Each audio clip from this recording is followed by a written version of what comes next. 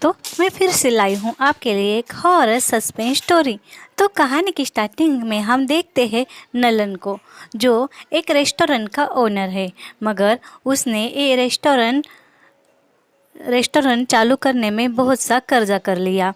नलन एक शेफ़ है, वो जो भी बनाता है वो डिश बहुत अच्छे से बन रही थी। इस बात पर भी वो ना जाने क्यों परेशान हो रहा था।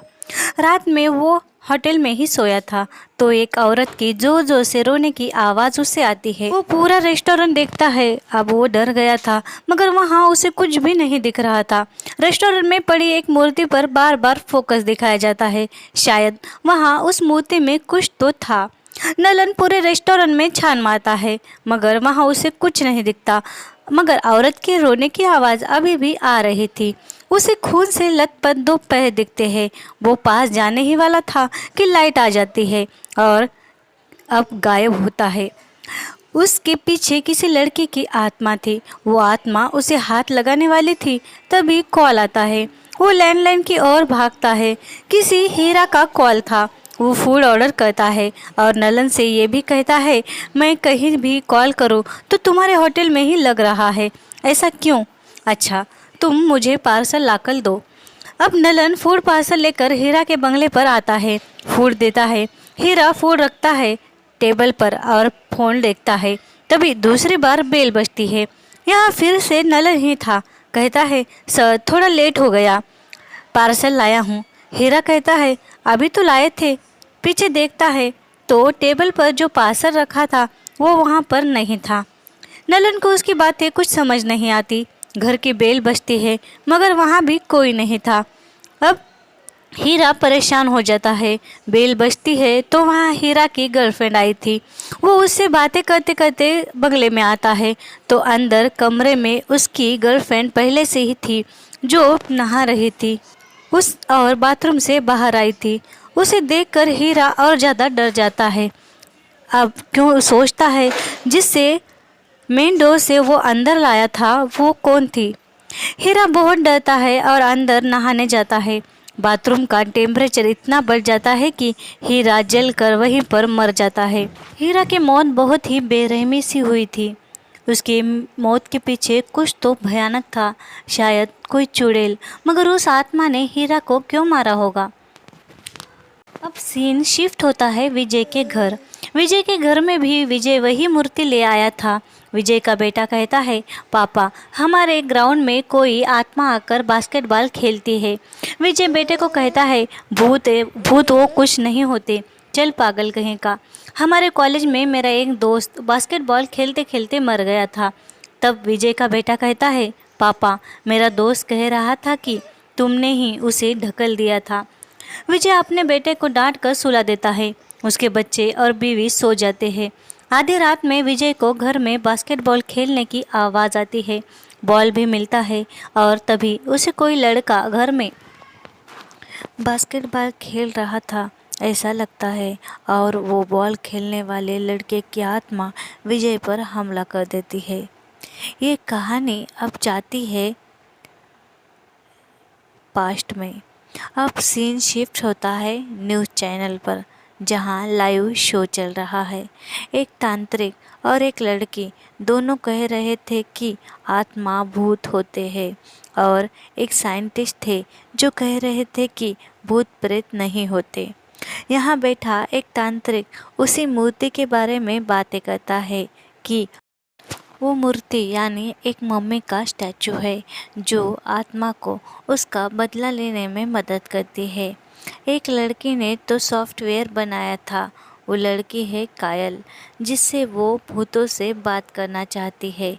वो लड़की है कायल। कायल कोई और नहीं, नलन की गर्लफ्रेंड है। कायल का भाई अमित, जो एक पुलिस वाला है, नलन से कायल की शादी करने से मना करता है। नलन की इंसल्ट भी करता है, जिससे नलन नाराज़ हो जाता है। कायल नलन को कॉल करती है, मगर वो कॉल कट करता है। कायल गाड़ी ड्राइव करते घर जा रही थी, तभी सिग्नल पर उसका सॉफ्टवेयर बजता है। इधर नलन रेस्टोरेंट में आता है। वो बहुत नाराज़ था। यहाँ ये समझता है कि नलन इस रेस्टोरेंट का ऑनर है। यहाँ वेटर आकर कहता है, सर ये स्टैचू मिला है, कोई भूल गया है शायद। नलन उससे कहता है, जाओ कहीं रख दो, जिसका होगा वो ले जाएगा। अब रात में रेस्टोरेंट में एक वेटर अकेला था। उसे किचन से कुछ आवाज़ आती है। वो किचन में जाता है तो गैस ऑन दिखता है। वो गैस बंद कर कर बाहर आता है। तभी किचन की लाइट चली जाती है। अब सुबह नलन रेस्टोरेंट में आता है तो उसे हर तरफ कचरा दिखता है। वो रात के वेटर पर चिल्लाता है। अब वेटर कहता है, मैं रात में सब क्लीन कर कर गया था, पता नहीं ये कचरा कैसे हुआ। यहाँ का स्टाफ एक दूसरे को चिल्लाता है। योगी नाम का वेटर सुषमा से कहता है, फ्रिज में ये डिश थी, किसी ने बनाई होगी। अब सब शेफ एक दूसरे से पूछते हैं, मगर वो डिश किसी ने नहीं बनाई थी। अब ये लोग कहते हैं, शायद ये डिश नलन ने बनाई होगी। वो लोग उस डिश को सर्व करने के लिए रेस्टोरेंट में रखते हैं। डिश सारे कस्टमर्स को बहुत पसंद आती है। एक कस्टमर तो उस डिश के लिए बहुत बड़ा ऑर्डर देकर जाता है। इधर कायल अपने भाई से लड़कर नलन के पास चली आती है। आज कायल का बर्थडे था। वो नलन के साथ उसी के रेस्टोरेंट में अपना बर्थडे सेलिब्रेट करती है। कायल और नलन एक दूसरे से बहुत प्यार करते थे। रात में ये दोनों साथ बातें कर रहे थे। तभी इन्हें कोई तो देख रहा था। अब आधी रात में उठकर कायल फ्रिज से पानी निकाल पीती है। तब उसे वही स्वीट डिश दिखती है। सब लोग कहते हैं, ये डिश नलन ने ही बनाई। सच तो ये था कि नलन ने वो डिश बनाई ही नहीं थी और वहाँ के किसी भी शेफ ने वो डिश नहीं बनाई थी, मगर हर रोज़ फ्रिज में वो डिश रहती थी और सुबह ये लोग रेस्टोरेंट में उसे सर्व के लिए रखते थे। अब कहानी वहाँ जाती है जहाँ हीरा को उस आत्मा ने मार दिया था, मगर इस हीरा के मर्डर केस में अमित यानी पुलिस नलन को ही पूछताछ के लिए बुलाता है।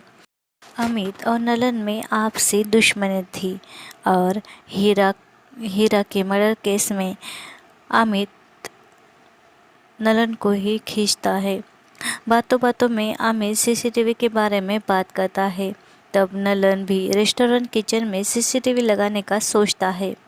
अब आज रात मोबाइल से सीसीटीवी कनेक्ट कर कर देख रहा था। तब किचन में उसे एक आत्मा दिखती है। नलन किचन में जाता है। वो बहुत डरा हुआ था। उसे कुछ समझ नहीं आ रहा था कि ये क्या हो रहा है, किसकी आत्मा होगी ये, और वो स्वीट डिश बनाकर क्यों रखती है। अब दूसरे दिन सुबह फिर से वही स्वीट डिश फ्रिज में पड़ी थी। वो डिश देख इरिटेट होता है और गुस्से में वो डिश फेंक देता है। रात में वो अरविंद से मिलने चला जाता है। रात में रेस्टोरेंट के 3 वेटर जो नलन के दोस्त भी है, वो कहते हैं, आज हम यहाँ रेस्टोरेंट में रुकते हैं, तू जा अमित से मिलकर आ। अब उस आत्मा के बारे में नलन ने किसी को भी बताया नहीं था। रात में नलन के 3 दोस्तों को कुछ ना कुछ तो दिख रहा है। वो भी बहुत डर जाते हैं। इधर नलन को अरविंद के घर क्या होता है पता नहीं। वो भागता हुआ रेस्टोरेंट में वापस आता है और उसे यहाँ वो आत्मा बहुत नज़दीक से दिखती है। वो एक छोटी 15-16 साल की बच्ची की आत्मा थी।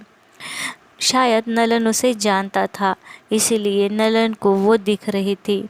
नलन उस आत्मा को देखते ही रह जाता है।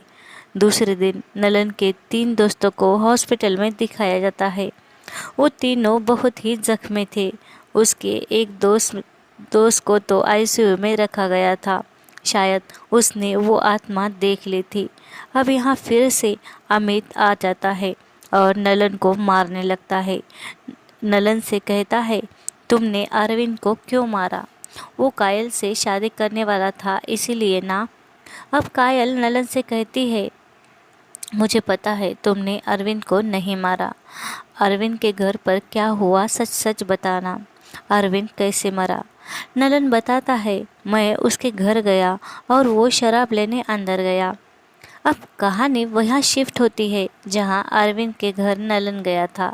अरविंद शराब भर रहा था और नलन हॉल में बैठा था। नलन को अरविंद के घर वही स्वीट डिश दिखती है।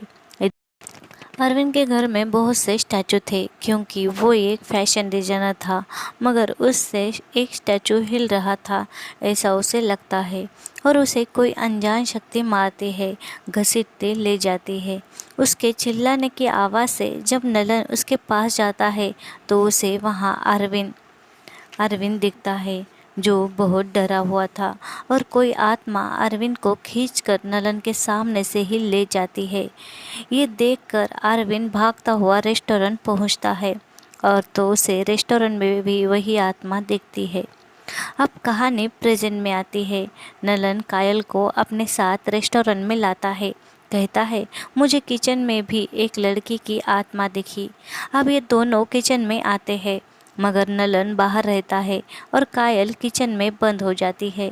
कायल अपने डिवाइस की मदद से उस आत्मा से बात करने की कोशिश करती है। तब कायल को वो स्वीट डिश बनाती आत्मा दिखती है। कायल उससे बातें करती है मगर वो कुछ कहती ही नहीं। चाकू लेकर कायल की ओर बढ़ती है। तब वहाँ नलन आ जाता है।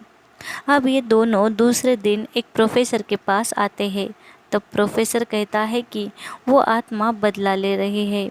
शायद तुम कहीं ना कहीं उस घटना से जुड़े हुए हो, इसीलिए वो तुम्हें दिख रही है मगर तुम्हें कुछ नहीं कर रही। नलन कहता है, वह मेरा रेस्टोरेंट बनने से पहले एक दुकान था स्वीट्स का। कोई मित्रा उसे चलाती थी।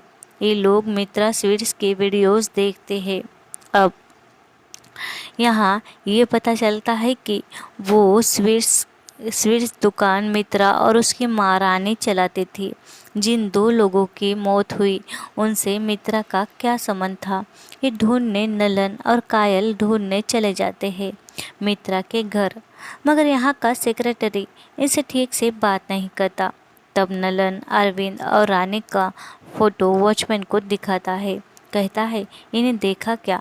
तब वो वॉचमैन डर जाता है। अब रात में नलन आता है मित्रा के अपार्टमेंट में। उसके फ्लैट की छानबीन करता है। उसे चित्रा की ड्राइंग बुक मिलती है। वो ड्राइंग बुक लेकर वहाँ से भागता है।